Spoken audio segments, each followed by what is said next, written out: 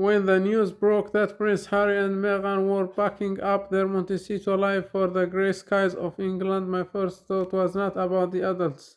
It was about two little kids, Archie just 7 and Elizabeth 5, who are about to swap California playgrounds for British schoolyards. I kept picturing them in Santa Barbara.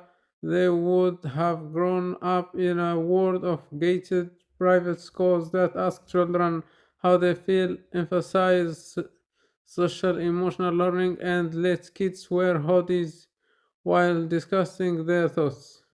Security matters there, of course, and the academics are strong, but the vibe is California open, exploratory, a little soft around the edges. England is different. British independent schools, those elite public schools that educate only about 6% of children, are formal from the start. Phonics begins in nursery. Many children arrive in year one already reading simple sentences.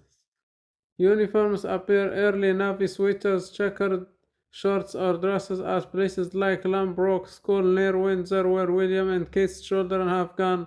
The grounds stretch across 52 acres with indoor pools, sports fields, and traditional value structure is the point for Archie and Lilibet. The move opens doors to some of the most prestigious schools in the world. Years from now, Eton could even be on the table, the same boarding school that educated both their father and uncle.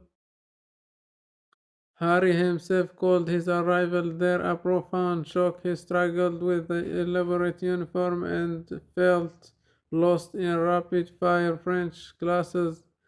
I was in way over my head. He later wrote Charles had it harder still, a grand town, once describing the Austri Scottish school as cold deeds in kilts. Morning runs, cold showers, dormitory life, it frogged willpower, he said, but he never claimed to enjoy it. There is another layer that feels uniquely royal. British schooling will immerse these children in the history of nations shaped by their own bloodline. Harry once got a wooden ruler listing every English monarch since 1066 after failing to answer history questions at Lad Grove. A teacher had snapped, "We are talking about your blood relatives." Harry's reply, "Less than nothing, sir, still stings. That burden will now fall more gently or more heavily on his own son and daughter."